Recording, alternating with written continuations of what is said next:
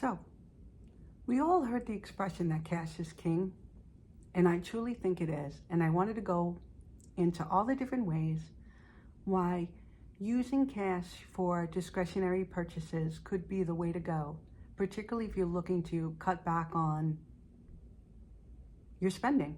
So, let's get right into it.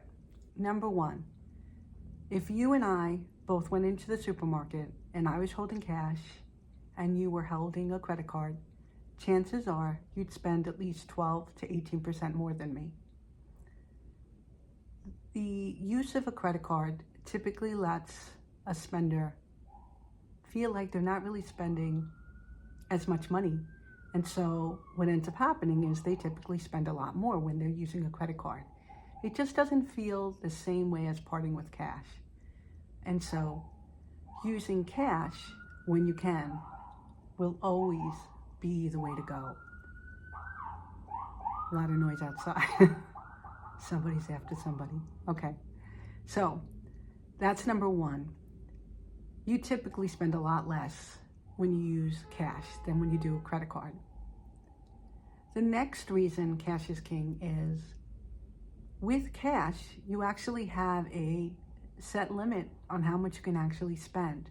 So when you're at that grocery store and you're at the feeling of picking up something, an item, and saying, I don't know if I want to part with that cash, is a lot easier. It's a lot harder to let go of your cash than it is when you're going to use a credit card. And it could be for anything. If you're going out to lunch and you're picking something up and all of a sudden it's $17 and you're seeing and you're like, wow, that's kind of a lot. Parting with the $17 bill is a lot harder. Next, because you have a limit on the amount of cash that you're actually carrying, you can really keep track of how much you're actually spending and limit yourself to what you want to spend. So it's a good way to put boundaries on yourself. So if you want to just spend $700 a month or $800 and say, I'm going to just spend $200 a week on anything I want to pick up, and you're walking out your door with $200 a week, which is a really decent amount of money to spend, you can do it. Chances are you would spend a lot more on a credit card. The other thing that using cash does for you is it stops you from going online and spending money. Again, you're using cash. So going to the Amazon purchases, you're not going to be buying anything online. Those emails that you get, oh, JetBlue is having a sale, it's going to stop you if you are on a cash diet. I'm only going to use cash, and from this month, I'm only going to spend $800, and you put yourself on $200 a week for discretionary, you'll stay within the $200. Chances are you'll probably even spend less because parting with your money is going to be a bit harder.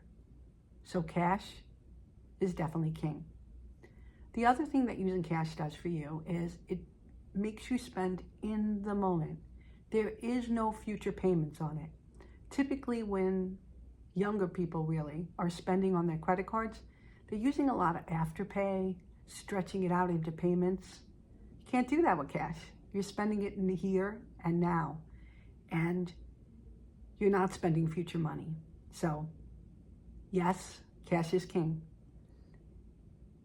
If you have other ideas on how you see cash as being king, besides keeping yourself in a budget and not putting complete parameters on how much you want to spend, if you obviously can go to the ATM and take out more money, but if you are putting yourself on a system where saying, wow, I'm only going to pay my bills using credit and my cash is going to be for everything else, it's going to stop you from overspending.